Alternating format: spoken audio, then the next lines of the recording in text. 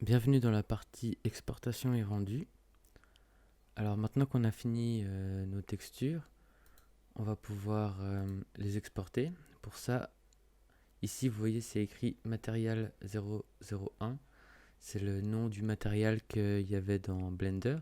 Donc on peut le changer. On va mettre baril. Baril. On va aller dans File, Export Texture. Et là, on va devoir créer un preset pour Blender. Donc dans Output, on va cliquer sur le petit plus pour créer un preset. On va nommer Blender.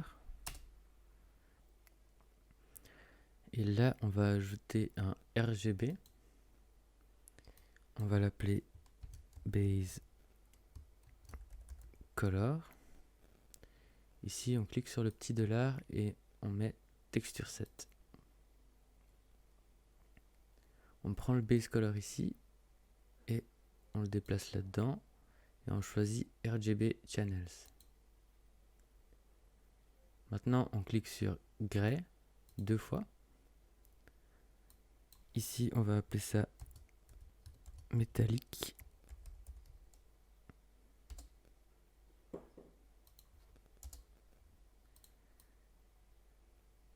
Et ici, on va appeler ça roughness.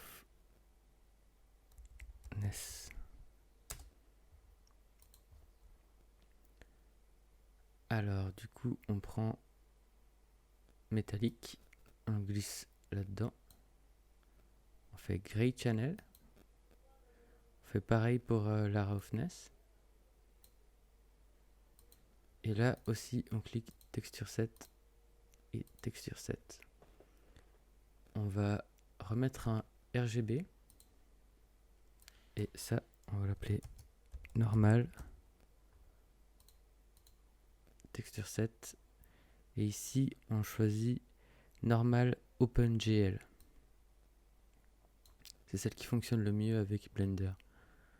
Et on fait RGB Channels. Maintenant qu'on a fait ça, on n'aura plus besoin de le refaire à chaque fois qu'on voudra exporter des textures. On aura juste à sélectionner le preset Blender. Donc là, je vais dans Settings. Ici, je choisis où je vais exporter mes textures. Donc, vous pouvez créer un fichier texture. Sélectionner. Et là, le Output Template, vous choisissez le preset qu'on vient de faire. Donc, Blender. Et vous cliquez Exporter. Vous faites Save Setting. Et là, les textures sont exportées. On peut passer sur Blender. Maintenant qu'on est sur Blender, on peut cacher le high poly, afficher le low poly. On va dans Shading. Et là, on voit le matériel qu'on lui avait appliqué avant, qui servait à voir si la texture était bien appliquée. Donc ici, dans l'onglet Matériel, on peut l'enlever. On va faire New. On va appeler ça Baril.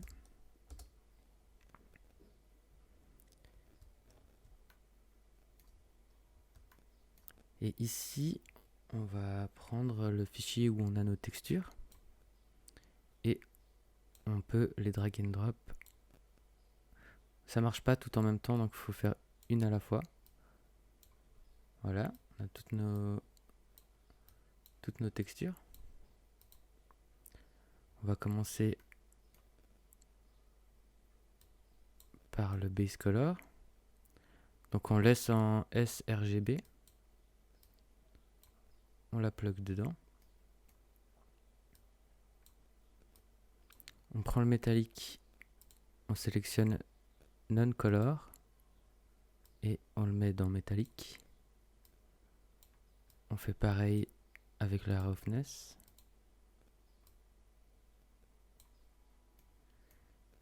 Et pareil pour la normal map, on enlève les couleurs, donc non color. Après, je fais Shift A, Vector, Normal Map. Je plug la normale et la normale, et la couleur et la couleur. Maintenant, je repasse en Layout. Je peux passer en Material Preview. Et là, on voit que les textures marchent plutôt bien. Il n'y a pas de déformation, tout est parfait.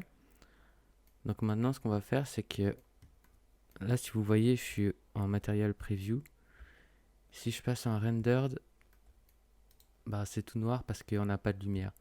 Donc on va setup quelques lumières pour pouvoir faire un rendu. Donc on va commencer tout de suite. Pour commencer, on va faire Shift A, Mesh, et ajouter un plane. On peut l'agrandir comme ça. On va passer en Edit Mode. Et on va dans le mode Edge. On fait E pour extrude et Z pour extrude en Z. J'extrude à peu près comme ça. Je vais enlever cette face. Je repasse en Edge Mode. Je sélectionne le Edge Loop qui fait le tour et j'appuie S pour avoir quelque chose comme ça.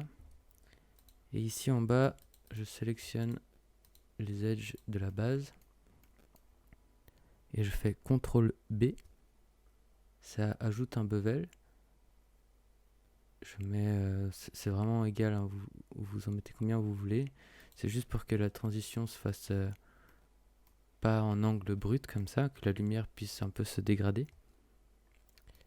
Je clique Shade Smooth. Je repasse en Edit Mode. Je vais enlever ces faces là. Et comme ça, on peut commencer à setup nos lumières. Je vais peut-être monter ça. Extrude un peu en Z. Voilà. Maintenant, je peux venir ici, sortir déjà de l'Edit Mode, donc en Object Mode. Ici, je fais Shift A. Je vais dans Light et je choisis Area. Alors, je peux la placer. Je vais la placer sur le côté comme ça.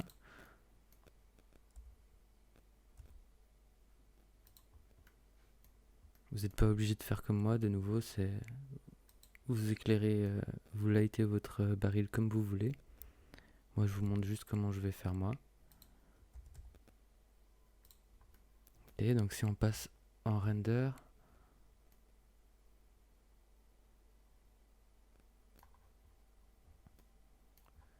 la lampe, elle n'a pas assez de puissance, donc on clique sur la lampe. Ici, on peut mettre 2000 par exemple. C'est un peu trop. On va mettre 800.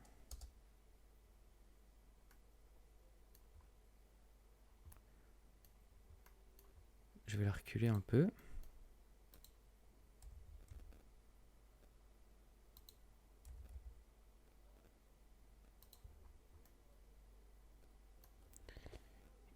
Ici, on va passer en Cycles.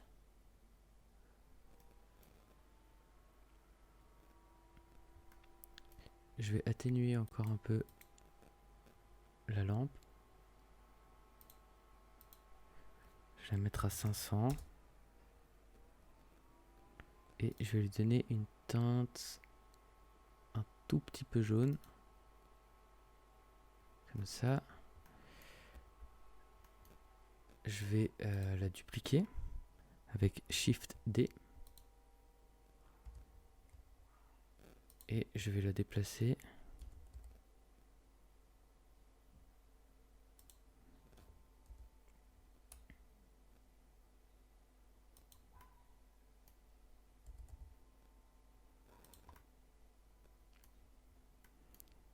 Comme ça. Celle-ci, je vais la mettre un peu bleutée.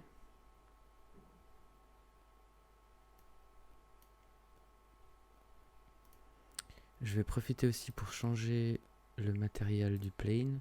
Donc j'ajoute un nouveau matériel et je le mets en gris foncé.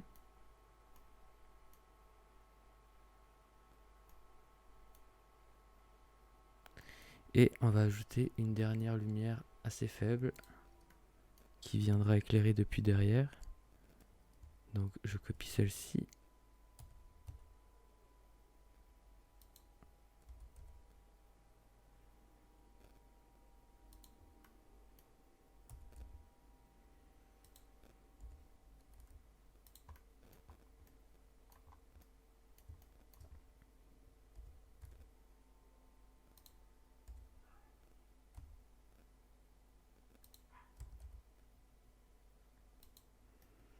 Voilà, et je vais la mettre à 100 et on va voir ce que ça donne.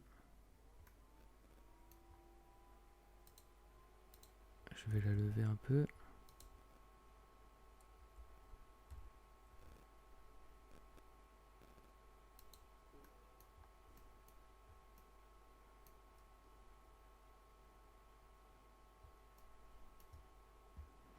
Voilà. Maintenant, on va tourner notre baril pour avoir un meilleur angle. Pour ça, je vais passer en Material Preview. Quelque chose comme ça. Si je passe comme ça en rendered, on voit qu'on a les deux pictogrammes. Donc maintenant, quand j'ai une vue qui me plaît, je vais faire CTRL Alt et 0. Ça va amener la caméra là où j'ai actuellement ma vue. Et ici, dans View, si vous n'avez pas ça, vous appuyez sur N. View, vous faites Lock Camera to View. Et là, quand vous déplacez dans le viewport, ça déplace aussi la caméra. Donc vous choisissez un angle de vue qui vous plaît. Comme ça, par exemple. Vous l'enlevez. Et là, vous appuyez sur F12. Et ça fait votre rendu. Une fois que votre rendu est fini, vous pouvez fermer cette fenêtre. Aller dans Compositing. Faire Use Nodes.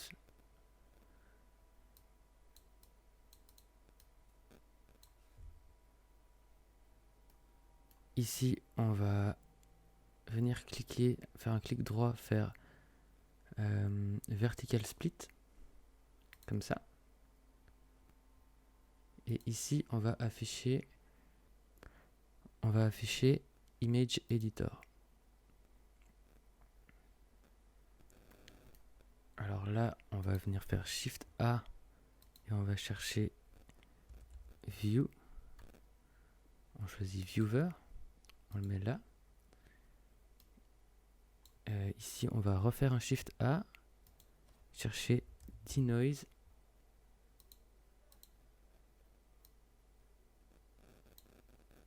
Et on va venir là-dedans. Ça va enlever, le bruit qu'il y a sur l'image.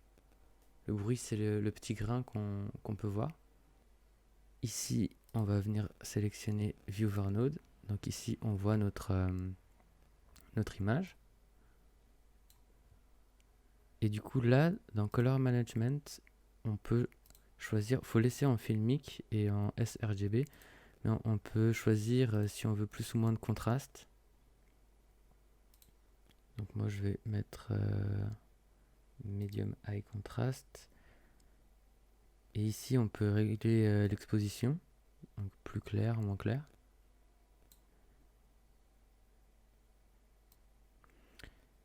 On va mettre Use Curve. Et donc ça, c'est le contraste. Et ça, c'est les channels RGB. Alors là, je vais jouer un peu avec le contraste.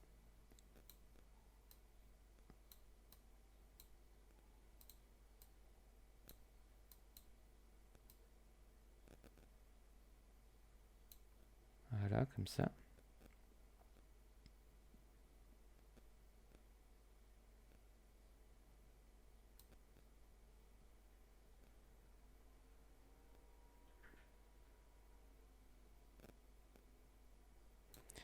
Et voilà, maintenant, vous pouvez faire plusieurs rendus et ça passera toujours par le même chemin et ça appliquera les mêmes modifications qu'on a effectuées sur celui-ci.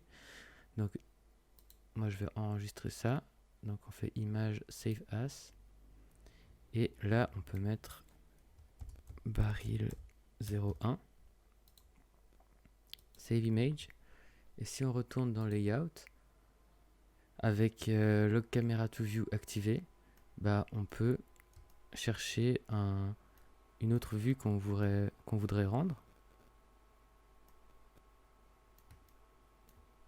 Ou simplement tourner le baril pour avoir une autre vue. Je vais passer en preview. Par exemple comme ça. Repasser en rendered. Essayer d'avoir un peu une vue en contre-plongée.